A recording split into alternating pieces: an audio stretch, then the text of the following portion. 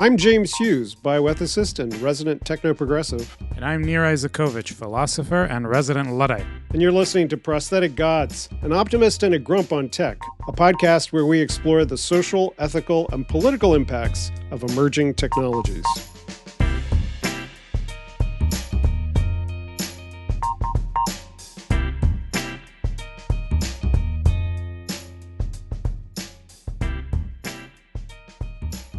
Today we're speaking with Dr. Nicholas Christakis. He's the Sterling Professor of Social Natural Science at Yale and the director of the Human Nature Lab there. His research sits at the intersection of social, behavioral, computational science. He looks at how evolutionary biology and social networks structure our health, our society. His groundbreaking work on social contagion, which is fascinating, and he's written a book about it, demonstrates how everything from obesity and smoking to happiness and cooperative behavior work through social networks, that your neighbor, even if you never talk to them, if something happens to them, it affects you. And he is working now on also artificial intelligence, social media, agents as people in our network. Welcome, Nick. Thank you so much for having me, Jay, and nice to see you or meet you, Nir. Nice to meet you. It's an honor to have you. I mean, we're committed to the public intellectual. You are committed to the public intellectual. Yours is specifically focused on the life of the scientist. Yeah, I mean, it's a sort of a new project of ours. It was prompted by some conversations I've been having in the lab.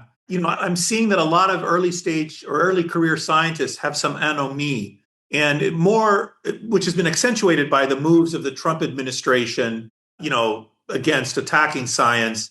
But I think even preceded it, I think there have been a number of structural challenges to training as a scientist.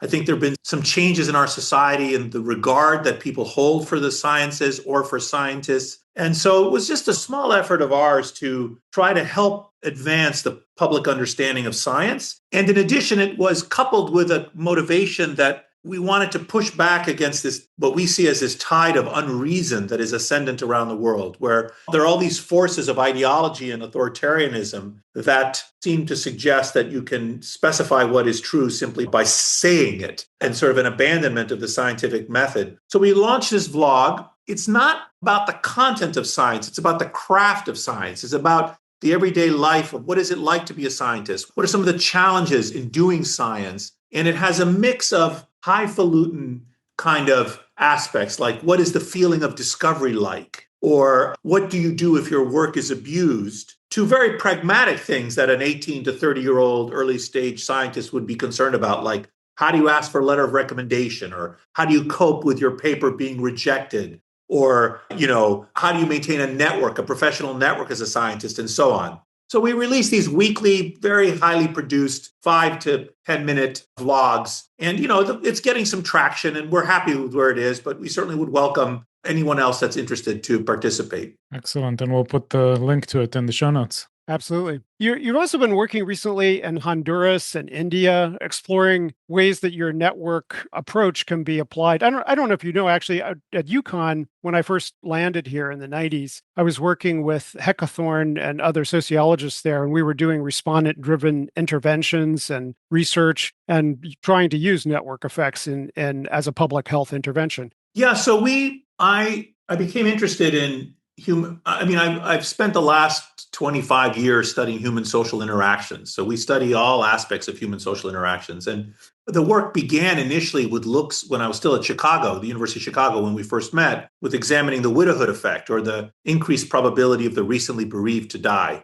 And at some point in the late 1990s, I realized that my interest in the widowhood effect was actually a special case of a broader phenomenon. That we weren't just dyads, and it wasn't just death that could spread from one spouse to the other spouse. It was all kinds of phenomena that could spread, and not just between spouses and not just between dyads, that, things that I did rippled out and affected my friends, my friends' friends, my friends' friends' friends, and so on. Right around 2001, we started to study this more generally, study network effects, study how people's embeddedness within networks, these ornate, beautiful things that we humans must make. Just like ants must make an anthill, we humans must make a social network, a face-to-face thing. And we live out our lives in these ornate Baroque structures, and our fate is partly determined by that, not just by our own agency, but by these broader structures. So many listeners will know this from the COVID epidemic. You don't have COVID, your friends don't have COVID, but your friends, someone you don't even know has COVID. And inexorably, that pathogen is going to wind its way through the network step by step and reach you. So, your destiny depends on these people who are strangers to you. So I became really interested in this about 25 years ago. And we started initially by doing observational studies and published that paper in 2007 on, the contagion of obesity. But very quickly, it became obvious to us that the inferential problems in drawing causal conclusions from observational data, which is hard with all the social sciences, was especially hard in a network setting. So we rapidly moved to experiments. And we published our first experiment in 2010, where we showed that we could induce cascades of cooperation across strangers. So if I'm nice to you, Jay, you are then nice to Nir, and Nir is nice to the next person. And that's a pretty amazing result because, how I treat you might affect how two other people, neither of whom have ever met us, treat each other. And we showed that experimentally, that we could cause these contagion effects with cooperation. That was published in 2010. And then we started doing field trials that you mentioned. Our first one was done in Honduras, was published in 2015. It was a trial of could we induce the spread of clean water, adoption of clean water and multivitamin public health interventions in these isolated villages in Honduras. And we could. We showed that we could induce these cascade effects, these social contagion effects. And then we followed that up with a bunch of other ones. We just completed, with support from the Bill and Melinda Gates Foundation, a mammoth trial of 30,000 people in 176 villages in the western highlands of Honduras, a very, very poor part of the world. People there live on about $2 a day. And we mapped, it was, I think, one of the largest, if not the largest, ever mappings of human face-to-face social interactions conducted longitudinally. We map these networks every 2 years. Now it's going on 8 or 10 years. And we showed that we could artificially induce tipping points, that we could use mathematical models to identify 10 or 20% of the people within these villages who, by virtue of where they were within the social networks, if we taught them to breastfeed their kids or them to treat diarrhea better, the whole village would copy them. And then we also did a trial in India using similar ideas. So we've been just greatly expanding the scale of these trials and I hope their impact. The big recent trial was just published in the journal Science in 2024. And the India trial you mentioned was published in PNAS in 2022. So we've done quite a few. I was just going to ask you one follow-up question about the nature of networks. Is there, as you were looking at this, are there conditions that lead to healthier networks with better conductivity and, on the other hand, more damaged networks or more pathological networks? So what needs to be in place for a network to sort of have good conductivity and fulfill its social role well? That's a hard question to answer. I think I would start to answer it by saying that we humans can no more resist making social networks than ants can resist making ant colonies. We have been shaped by natural selection to make social networks, and actually to make social networks with very particular properties, very particular topological properties. So one of the things we've done in my lab is we've spread out around the world and we've mapped social networks in the Hadza hunter-gatherers of Tanzania, in the Nyangatom in Sudan, in Honduras, in India, in Uganda, in the United States. And again, when we map these networks, we find that they obey very particular mathematical rules, that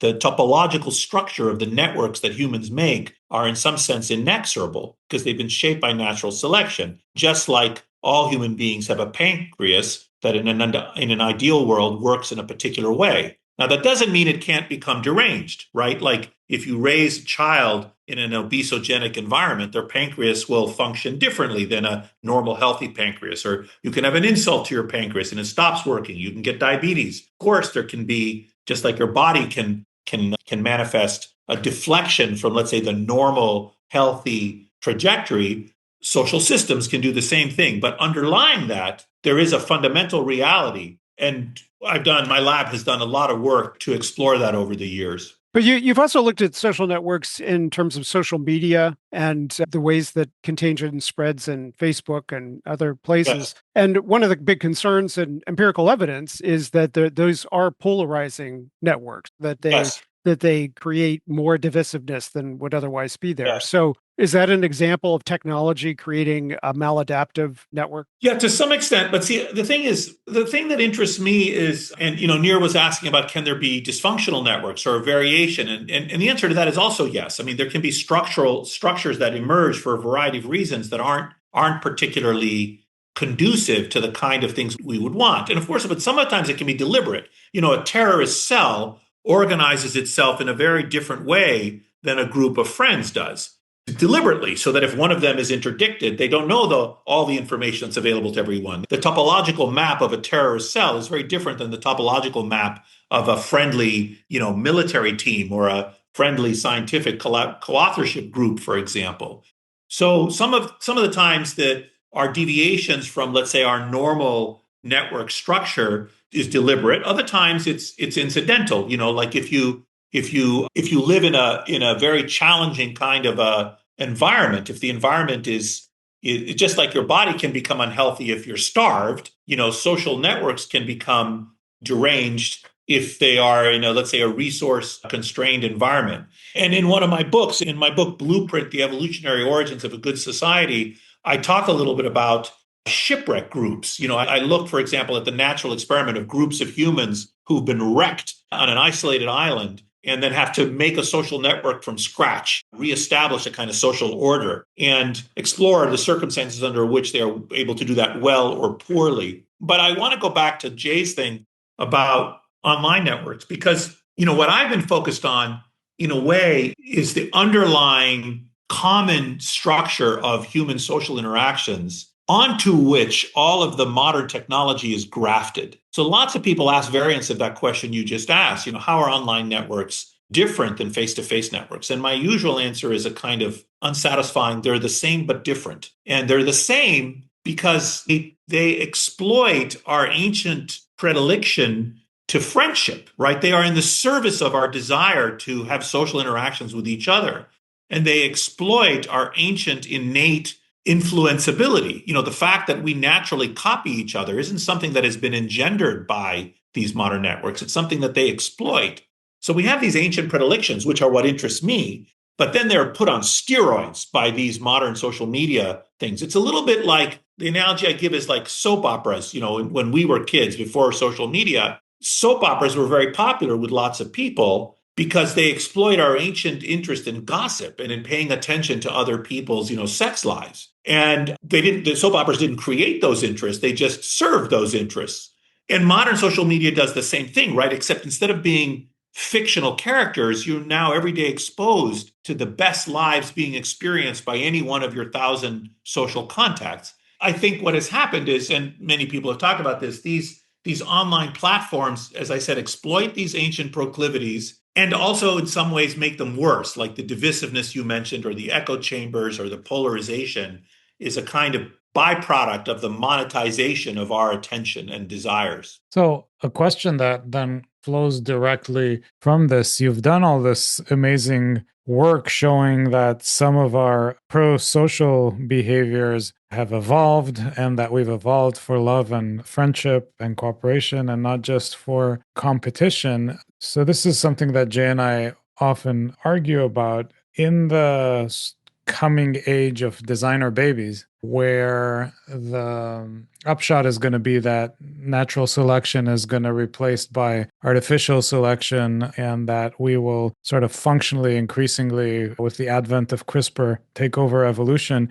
Is there a reason to worry about the continued evolution of the pro-social tendencies? Well, first of all, I think it's unlikely that people who are engineering their babies are going to be interested in selecting babies that are especially altruistic, let's say. I think to the extent that people are focused on bespoke babies, they're going to be wanting to pick conventional desirable traits like appearance or intelligence or musical ability or whatever.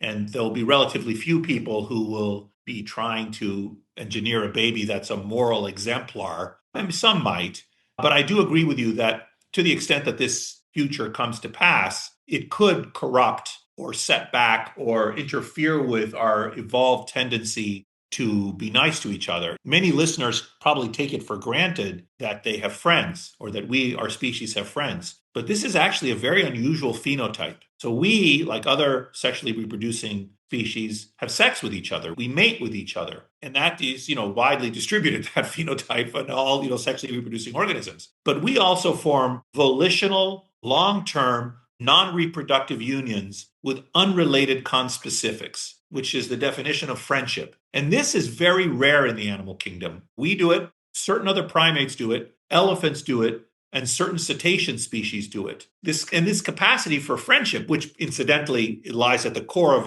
of the emergence of social networks, is exceedingly rare in the animal kingdom and is in the service of or interacts with our ability to be cooperative, to be animals that learn socially. We learn from each other. All of these traits are interconnected, these good traits. So if someone were to be engineering a child that was like averse to friendship, and if those genes were to be advantageous in some kind of futuristic landscape and would spread, then yes, over a period of 10,000 years, we might become more solitary or less cooperative than we are. That could happen. You guys are familiar, of course, with my favorite example of this gene culture coevolution stuff is the lactase persistence. You guys know this famous example? Well, the fact that once cows were introduced to Europe, we developed capacity to do lactase. Yeah, I mean, but what's beautiful about this example, and Laura Tishkoff and others, have been advancing this for a long time. What happened is, so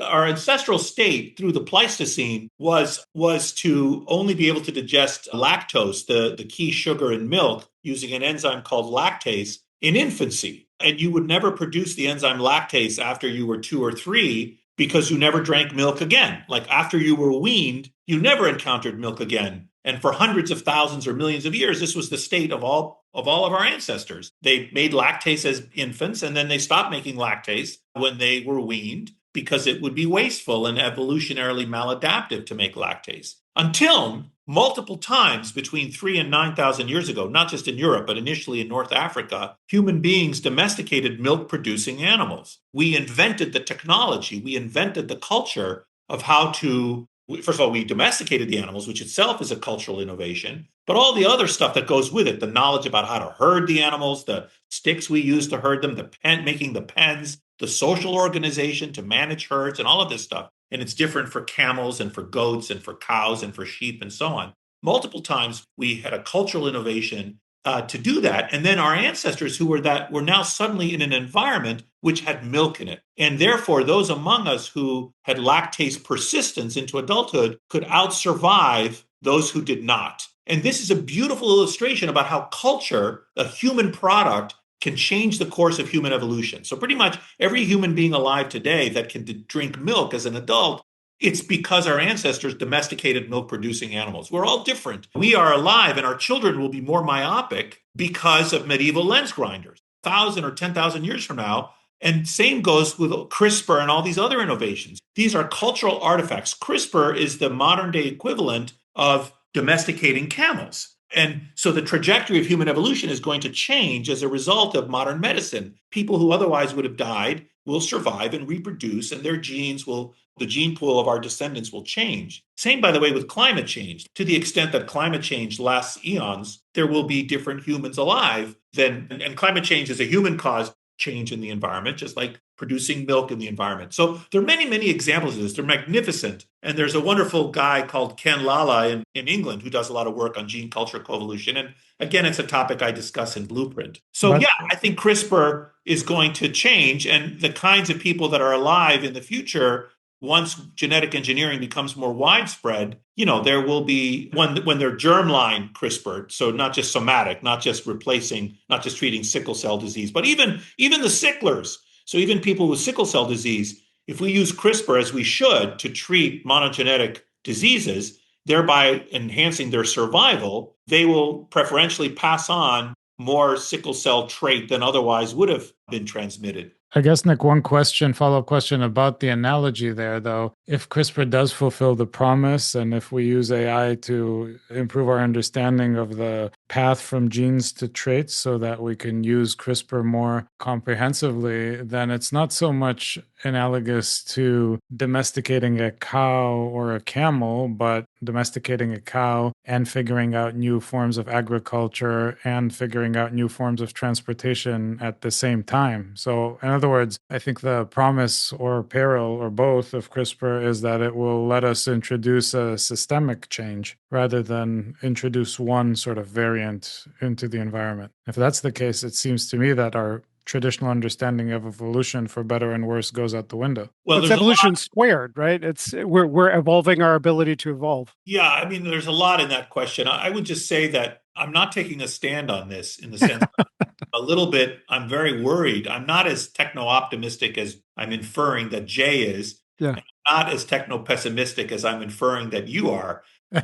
You're inferring correctly in both cases. I am very alarmed by some of these developments in CRISPR technology and AI and so on. I used to teach Jay's book, the title of which I'm blocking on that green cover that it had. Citizen Cyborg. Citizen Cyborg. Yeah, I love the title. So I used to teach it. I don't teach it anymore, not because I don't like the book, but because, I've gone on to use other versions of that. But, one of the arguments he advances in that book, which I think is correct, is that if we're going to have this kind of embrace of a techno-optimistic future, we also need to have democratic control, right? Like there's we don't want a kind of willy-nilly, reckless charging ahead. And I think that is actually a very sage counterpoint. It's not just about saying, oh, we love technology. We love technology. And also we need to have a kind of polity, and to which I would add, by the way, an educated polity, right? It's not just about democracy. It's about an informed democracy that is judging what to do about these things.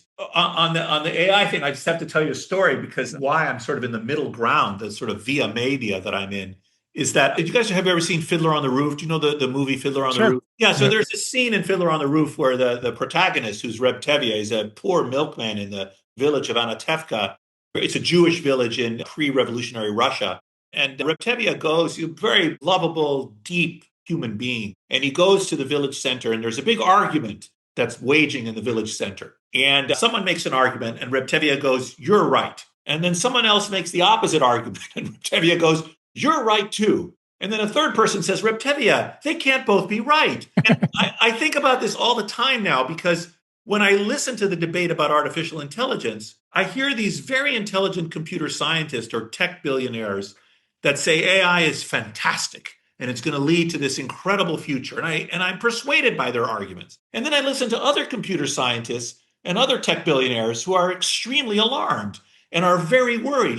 Sam Altman gave a talk about, he said that, there was a 2% extinction risk from AI, and he was nonchalant about this. And I'm thinking, oh my God, that's terrible. And I think they're right. And the problem is they can't both be right. And, I've sort of given up trying to adjudicate where we're going with AI. And part of it is also because, the history of technological innovation has typically never yielded. I don't know if any of you can provide an example to someone that has stopped, been able to stop innovation. So I don't think that's going to work, even if we wanted to. I'm sort of, learning to love the bomb. It's the way I'm winding up on this. Well, one of the places where Nir and I debate this, and that's related to your agentic network research, is the idea of whether agentic AI could be an expression of, an extension of our selfing activity, our personal agency, versus being an imposition, a techno-authoritarian, a techno-capitalist imposition into our innermost lives and into our social networks. And an example is that some of the dating companies are talking about speeding up the dating process by having you code an agentic AI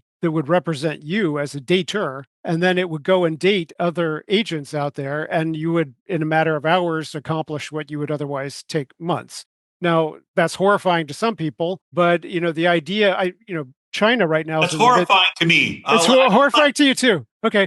But many people now are rather never date in my life than do that. I loaded up Claude Cowork, which is going to send me a morning briefing now about the things that are on my agenda, the emails that I should be responding to. It's trying to be an agent for my purposes. And I talked to it about you and what I should be talking to you about. And so it was an intermediary in this social relationship that we have. Well, there was a study that was just done in Europe. By the way, this topic is also an old topic. There's an old book. It's like 30 years old now. I think it's called Love and Sex with Robots. Yeah. And there are other books that have come out on this topic. And this is an old debate as well, even before there was any prospect of implementing this technology, of trying to enhance people's dating by their flirting ability by having them flirt with bots. So the bots were trying to train them to be better at flirting. And then they were sort of let loose into the world to see if they could, get a date or like feel more comfortable. And you can easily see why this would be helpful, like shy people that want to practice dating or learn better techniques for flirting and chatting people up and so on. And what I heard was the result of this experiment was that, in fact, the intervention was able to make people better able to flirt. But when they were released into the real world, they found that they would rather flirt with machines than flirt with real people. And so, that's a very depressing to me. Like, that doesn't actually serve humanity. It doesn't serve the objective here. And then if these dating companies, if your bot is flirting with my bot, like that does not actually very human or actually, in my view, advancing, real healthy relationships. So, all of these technologies, by the way, all technologies forever have had both good and evil purposes. And the Greek word pharmakon means both poison and medicine. And this has been long understood. And so, I think what we should be focused on is not just the technology for technology's sake, but, is this technology actually helping? So, I suppose you could persuade me that these dating bots, if we did a study and we showed that people had more fulfilling relationships and there were more successful marriages or something, when they were started with these bots than when they were started the old-fashioned way, I would, as a scientist, I'd have to accept that. But, I'm a little skeptical at the beginning. Mm-hmm. Well, their use already seems to be tailing off. Young people don't seem to like them anymore. Yeah, there's this thing where you invite a couple of your friends over and you serve them a meal and you sit around the table and have a conversation. It's incredibly fun. And actually, you can have your friend, if you're a couple, your female partner can introduce one of her female friends in a heterosexual couple and I'm the guy, to one of my guy friends. Hey, we could introduce them to each other. We think they'd be a good couple. And this is like a rocket science, like discovery to them. Like they have a dinner party or they can broker for, set people up. And lo and behold, this is very satisfying. There are a bunch of apps or companies that are emerging whose purpose is to facilitate face-to-face interactions, not to replace face-to-face interactions with online interactions. So maybe there we'll find some hybrid technology that, is a good use of technology to facilitate our innate and I would regard as admirable desires. Nick, I wanted to ask you a sort of question, or I wanted to ask you if you could extrapolate a little bit from your research on networks and network viability to the so-called alignment problem in AI. So the alignment problem in AI, for the benefit of those of our listeners who haven't followed the debate as closely, is how do we make AIs that are willing to behave according to our values? How do we morally train AIs? Anthropic is trying to do that. Is there something to be learned about how networks operate to how AIs operate, in the sense that they can learn bad things from each other? Or good things from each other. I guess my question is, so increasingly there are these cute stories about social media networks of chatbots in which they talk to each other.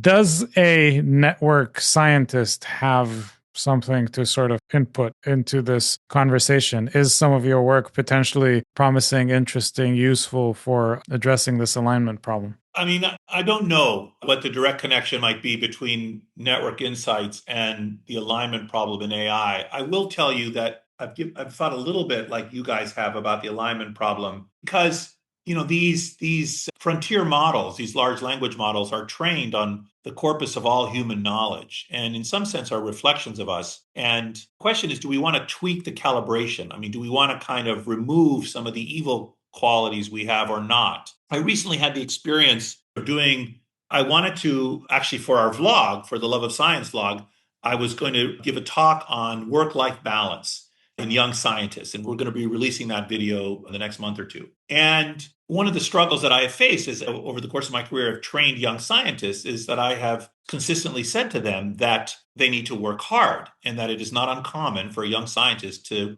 want to work and need to work at least 60 hours a week. I think, first of all, as I trained as a physician in my 20s, and we worked 80 or 90 hours a week all the time.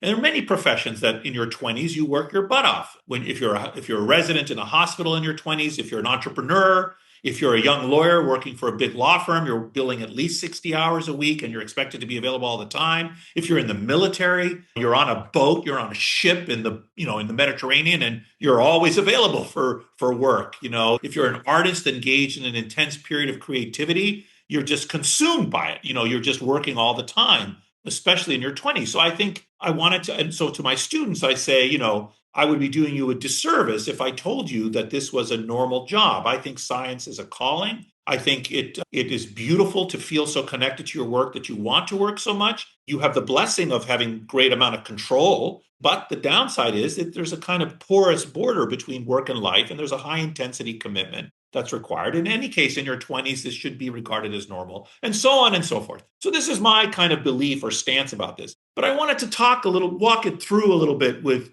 ChatGPT and Claude. So I did. ChatGPT gave me a kind of finger-wagging, hectoring response, like saying to me, maybe you don't want to say that, because, I know this is not a very popular, in some quarters, it's not a popular thing to say. And I didn't like the way ChatGPT took it upon itself to admonish me for this argument that I was trying to make. It wasn't like challenging me the way like an intelligent friend. Maybe one of you guys disagree with me on this. We could have an interesting conversation on what I've just said. It was a kind of nanny state-ish, like finger wagging, kind of gently rapping me on the knuckles for having these retrograde beliefs. Whereas Claude, when I spoke to Claude with the same exact prompt, it helped me deepen the arguments that I was making. It definitely said, there's another side of this. Some people disagree. It definitely presented all the same stuff, but it wasn't with the same kind of tone that suggested that it had been calibrated to move me away from this,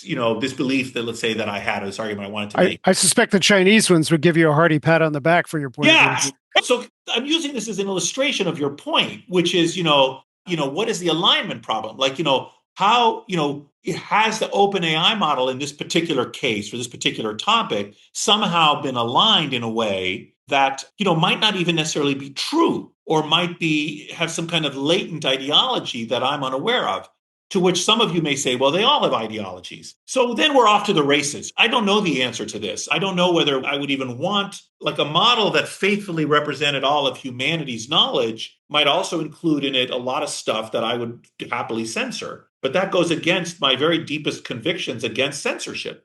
So it's like we're back at Anatevka in the Central Village again. They're both right, and I don't know what to do. I guess a different way to ask the same question is, reading your work, I get the untrained, not fully formed intuition that maybe rather than convincing a bot to be moral by human supervised feedback and writing constitutions, etc., I put it in a network with other bots and run sort of simulations of evolution and see what the bots learn from each other. Does that sound plausible? Yes, that does sound plausible. And I think some people are doing that. You're saying that we could cultivate the emergence of desirable properties in bots by rerunning human evolution in which cooperation is incentivized. And I think that's a very nice intellectual framing Nir. I think some labs are doing that kind of work. My own lab, in collaboration with Feng Fu, an applied mathematician at Dartmouth, just published in PNAS a paper that looked at the optimal placement and fraction of cooperative bots in social systems of humans and machines. So one of the things we do in my lab is study hybrid systems of humans and machines. And it turns out that if you have too few or too many cooperative bots, it degrades the ability of groups to cooperate. But it's a kind of parabolic function. Like if you have a middle range of cooperativity, the bots enhance the ability of the humans to work together. And well, ultimately, we could imagine having systems initially that, let's say we have these bots play with some nice people, and then we put them in a collectivity, and then like Jay said, like, have an Axelrod type competition, maybe we'll wind up with very altruistically behaving bots, and we'll rely on sort of survival of the fittest, natural selection kind of techniques, rather than having to articulate and specify, what the bots do. I like that idea, and I believe others are already working in that area. When I got to Chicago, I proposed my first dissertation proposal to Ed Lauman, who was a networky kind of guy. And I was talking in it about the deep structure of thought in Japan and the United States. And he was like, what's this deep structure of thought stuff? There's just social networks. He was basically denied the individual agent and said it's all social networks, which is when I first began to think about this issue of a kind of social structural ontology that did not have the individual at its focus. Yeah. Also, when I got to Chicago where we met, I remember meeting him. But I'm also kind of partial to that perspective too. In some sense, I think we're all, it's the kind of classic Durkheimian perspective, like the suicide rate in French Protestants is the same for 100 years, even though the individuals come and go. Our networks endure, but we are born and die. So that structural perspective, I'm sort of partial to. Do you connect that then to philosophical views like Hume or Buddhism, or to the idea that perhaps we don't have free will, and that we should take away the idea of individual liability or individual responsibility and social policy, those kinds of questions? No, I'm not willing to forgive the criminals wholly. Yeah. I'm not. But I do recognize the extent to which criminal behavior is a product of the environment. If you abuse a child, and a lot of these people who are violent criminals were never loved, either as children or as adolescents, or, and I think to some large extent, their criminality is a product of the environment. Some of it is due to their genetics. I think, most criminal behavior is done by men. And not just in us, but in other primate species. 96% of fatal injuries in chimpanzees are done by male chimpanzees on other male chimpanzees.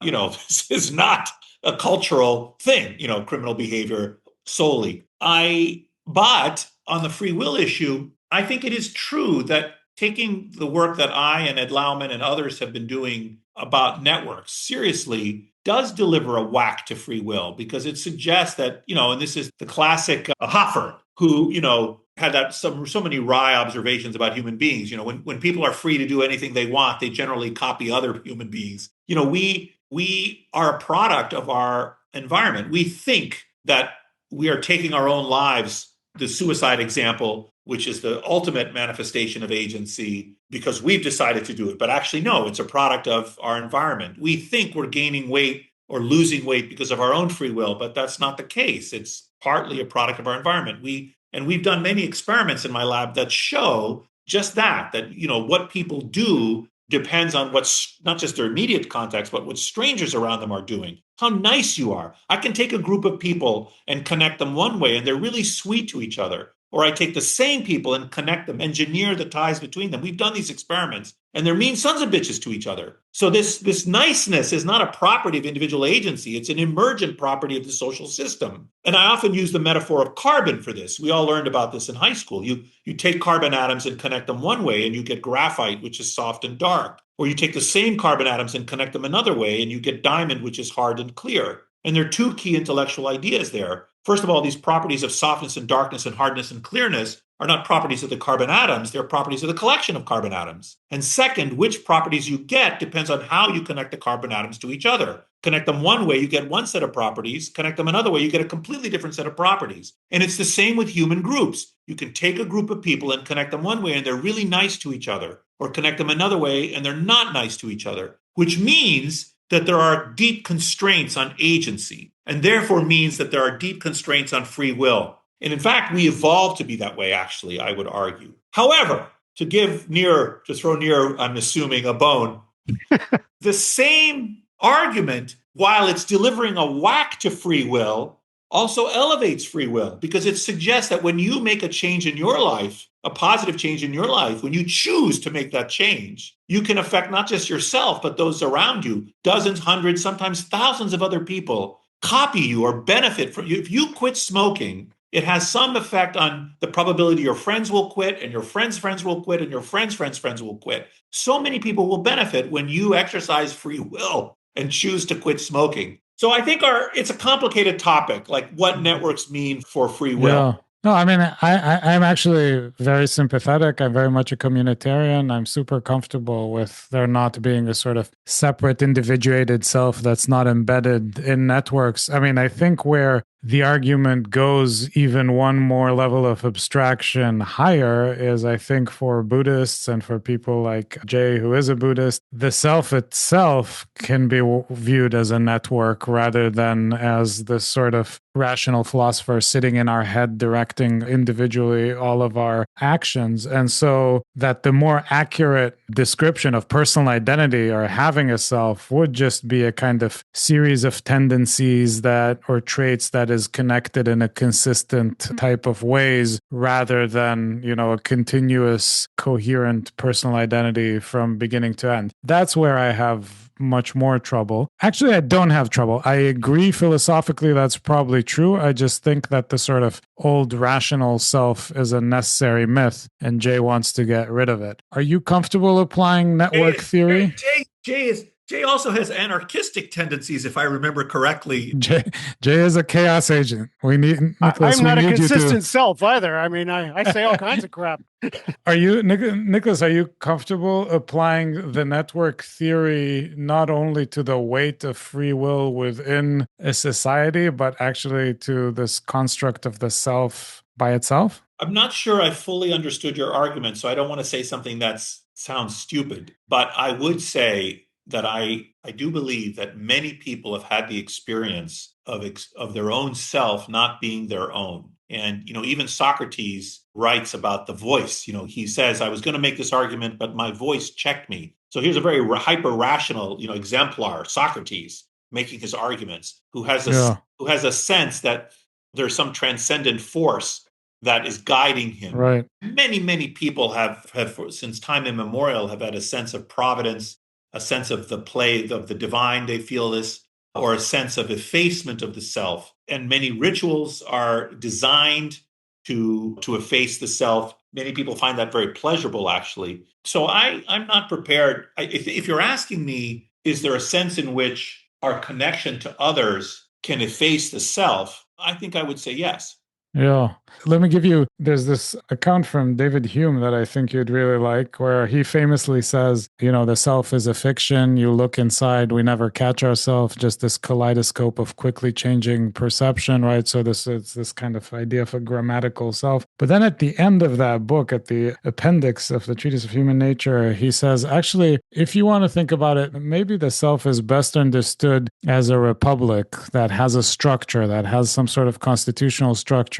And what makes the United States the same through time isn't that George Washington is still alive, but rather that there's a series of offices and they're related to each other with the same structure. And it's the structure that makes for the identity of the republic. And similarly, there must be a structure of characteristics or of character traits that makes for the identity of Nicholas or Jay through time. Well, that idea, of course, is also reflected in Freud, right? Like there's an ego and a superego and an id, and is picked up by many thinkers since Hume, and I suspect before Hume. I think is it consistent with your work, though? I'm reaching for the ways in which it's related. On the physical aspect of that argument, of course, is the famous family knife problem or the ship of Achilles. All the cells in our body are different than when we were born, and yet we think of our body as being the same body. And I'm sorry, the ship of Theseus, not the ship of Achilles. Yep. Sorry. So the classic story about the ancient Athenians had the ship that Theseus, after he killed the Minotaur and came back from Crete, they kept it in the harbor of Athens for hundreds of years. But, it was rotting and they replaced the planks of the ship. And then 200 years later, they said, this is the ship of Theseus. But the whole ship was completely remade since it had arrived. So in what sense was it still the ship of Theseus? Well, in the sense that you just said, that structurally all the parts, that organization of the ship. And the same happens with our bodies, the organization of our cells, our pancreas, our bones, our muscles, and so on, even though the cells turn over and they're all new cells, is the same. So, maybe, in fact, as you're suggesting, there is a kind of organization of our cognition, of our awareness, of our self that is consistent. And that's what Hume was arguing. And I find that an appealing idea. It just reminds me of when I was at Chicago. I also studied under Adam Tversky, who was a Marxist theorist, but he was part of the rational choice Marxists. And they were at like one end of the argument. It's like, what if we tried to explain everything in terms of individuals making rational choices? And at the other end was somebody like Althusser, who was like, no, there's no individuals. There's just the working class and the proletariat, blah, blah, blah, blah, blah. And, the truth has to be someplace in between. Carbon has properties, and the collection of carbon atoms has other properties. And Yeah. some properties are expressed at one level, and other properties, like the movement of electrons within a carbon atom is a property of the atom. The softness and darkness is a property of collection of carbon atoms, and these are expressed. And there's a lot of actually famous physics. There's a famous paper in the 70s by a physicist by the name of Anderson on emergence and questions of scale. So I think they both could be true. That's the topic of our next podcast. Neera and I is going to do emergence as a topic. I think a lot about emergence in the sense of emergent properties of social systems. And I think, by the way, social capital is an emergent property of social systems. And talk about University of Chicago. I think Coleman's AJS paper on that is a magnificent insight. We didn't want to keep you for much longer, Nicholas. We're mindful of your time, but I know both Jay and I were super curious about this recent work that you've done with integrating so-called dumb AIs into human networks and looking at their impact on how the humans related to each other. So if you could tell us a little bit about that. Well, yes, we've been working on that for like 10 years. We've been studying like hybrid systems of humans and machines.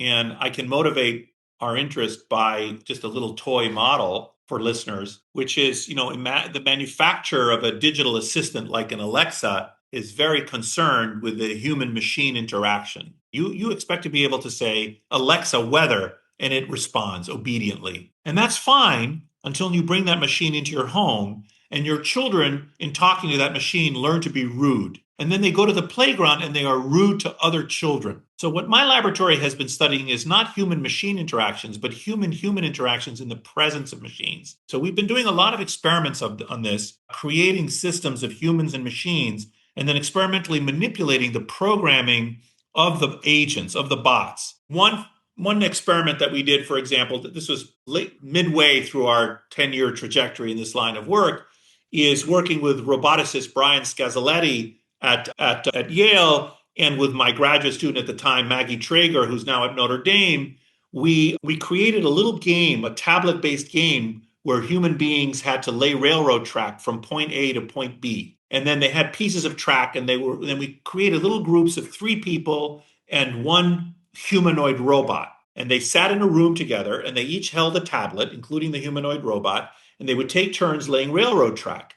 And then we experimentally contrived so that sometimes that they weren't the right pieces. They simply couldn't get it. They didn't have the right curves, like little Brio railroad tracks. They were straight pieces and curved pieces, and they didn't have the right number of curved pieces to make it from point A to point B. And then what we manipulated was the manner of speech of the robot. So sometimes it would just make very, very neutral statements. We just completed the 10th round and we did not succeed. And other times it would say, we just completed the 10th round and I made a mistake, expressing vulnerability. Or we would have the robot tell dad jokes, really dumb jokes, which, by the way, are a cultural universal. The Amazonian Indians will tell dad jokes. They think, oh, yes, we do this in our society too, which I find fascinating. But anyway, we would have the robot. And actually, when fathers are asked about this, they say it's a manner of toughening up their children. It's like a universal discovery that this is the proper way to raise strong kids. So anyway, I'm going to tell my daughters that Professor Christakis said that my dad jokes are good for them. So we had the robots tell dad jokes, and so it's a very simple manipulation of the programming of the robot, of the AI. And what we focused on is, how did that affect the pattern of speech between the humans? And we found that the human-human conversation increased in volume, increased in equality. In other words, the speech was more equally distributed among the humans when the robot was programmed to be more vulnerable, and increased the satisfaction of the humans with their experience. So we've been doing that line of work, and we started the work in 2017. We published a paper in Nature that looked at noisy autonomous agents, enhanced global cooperation in human groups, or something like that. What we found was that if you took a group of humans and you gave them a collective action problem, the group of 20 humans had to work together to solve a problem. If you replace some of the humans with bots, and if all the bots did was act with a little noise. They deliberately programmed the bots to make a few mistakes. This noisiness in the bots help the humans to help themselves. You enhance the ability of the group of people to solve a problem by the thoughtful addition of these bots within this hybrid system of humans and machine. And I should also mention my colleague Hiro Shirado at the Carnegie Mellon is doing magnificent work on this topic, looking at how machine behavior can affect collective action in human groups. And so we published that paper in 2017, and we showed that little tiny modifications in transparent ways. These are not large language models where we don't know what they're doing. These are agents that we program. And the point is that in my group, we are not studying super smart AI to replace human cognition. We are studying dumb AI to supplement human interaction. And precisely because the humans are smart, the AI can afford to be dumb. It's like a catalyst. All the AI is doing is facilitating the ability of the humans to express natural pro-social tendencies they otherwise would have expressed. It's kind of like lowering the activation energy to reach a global optimum. So that's the kind of line of work that we're doing in hybrid systems of humans and machines. Well, we've been speaking with Nicholas Christakis, who's the director of the Human Nature Lab at Yale. And in the show notes, we're going to have links to the Human Nature Lab, your book Blueprint, book Connected, to the Love of Science blog, but also to Blue Sky. And so this is my last question. You have recently opined, unlike many, although many scientists, I guess, are switching to Blue Sky at this point, and many leftists had already switched. But many people on Blue Sky, myself included, feel that it's a tad sterile because there's not as much fighting and debate as there is in other platforms. Do you find Blue Sky actually to be a growing and vital network, or is it just the place of last resort? No, I'm enjoying my time on Blue Sky. I mean, my experience was before Elon Musk took over Twitter, I really liked Twitter. Now, my use of Twitter, I was drawn into some political things sort of unavoidably, and I maybe would spend 10% of my time engaging in politics, partly because I felt like it would be like uncitizen-like of me to not speak up about anything that was of material relevance to the citizenry. But my main interest in Twitter originally was in the acquisition of scientific knowledge. So I followed lots of scientists who, I followed 700 people, and let's say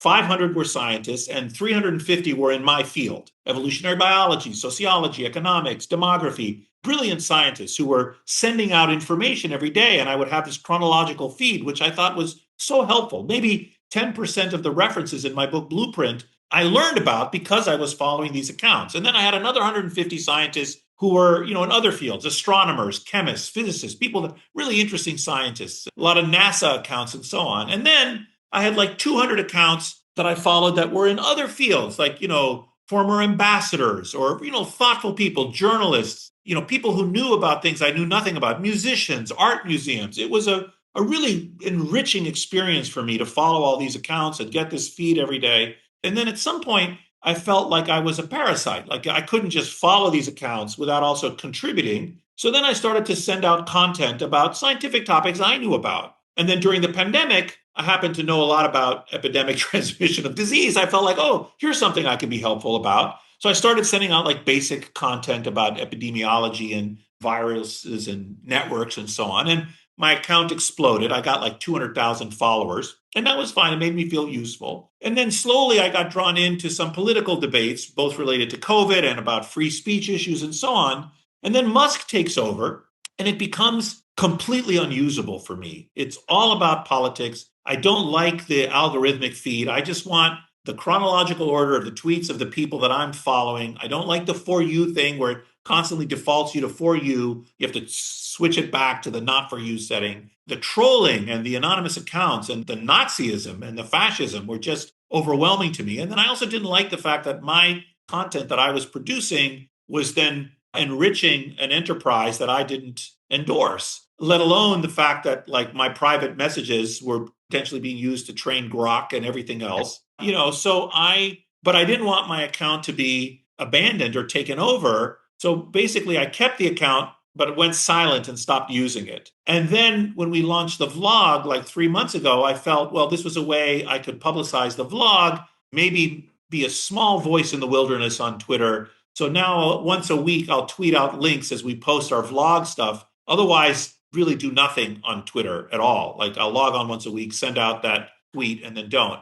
On Blue Sky, I'm having much more of the experience. I try to be as apolitical as I can be, although I still yield to the temptation sometimes. But I just follow scientists, and I'm getting a lot of scientific content that I enjoy on Blue Sky. And I tweet out mostly, I skeet out mostly scientific content. So I think Blue Sky is working for me at least. And I know it's become a kind of a left-wing echo chamber as well. What's your experience like? Are you both on Blue Sky? Nir doesn't do anything, do you? I'm not on social media at all. Good for you. My wife, if she heard this, my wife would be more like Nir, Nicholas. That's right. I'm on everything. I do Twitter and Blue Sky and Threads and Facebook and Substack, and I just got kicked off of Reddit for posting too much. So, go figure. I'm a public intellectual. Yeah, you're an addict. But what do you think about Blue Sky versus Twitter? Like, what's your experience? You said there's no pushback, you said, or what did you say about Blue Sky? Well, the funny thing is, for me as a pro-technology lefty, Blue Sky is great for the lefty part, but it's not pro-technology. They're really, really anti-AI. So I haven't gotten the kind of pushback that I expect there, but I think in Twitter, it's the opposite. It's like I keep expecting people to come after me for being a lefty, but they don't because I'm in a tiny little algorithmic echo chamber where everyone agrees with me. So yes. I don't know. Yeah, maybe when I get to 200,000, I'll have that problem. Yeah. Okay, yeah. Nicholas, it's been great to reconnect and keep up the great work, and we're going to point everybody to it. Such a pleasure, Nicholas. Thank you. That was a nice conversation. I appreciate it. I feel like, Jay, I haven't seen you in, I remember all of our conversations from Chicago days. It was really nice to reconnect. And Nir, it was nice to meet you. So nice to meet you and so nice to hear you. Thank you.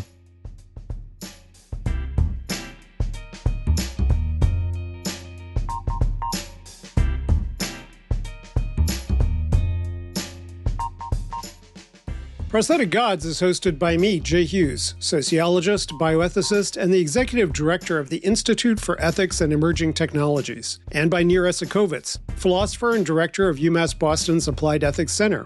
You can find us at prostheticgods.podbean.com. In the words of Sigmund Freud, man has, as it were, become a kind of prosthetic god. When he puts on all his auxiliary organs, he is truly magnificent. But those organs have not grown onto him, and they still give him much trouble at times.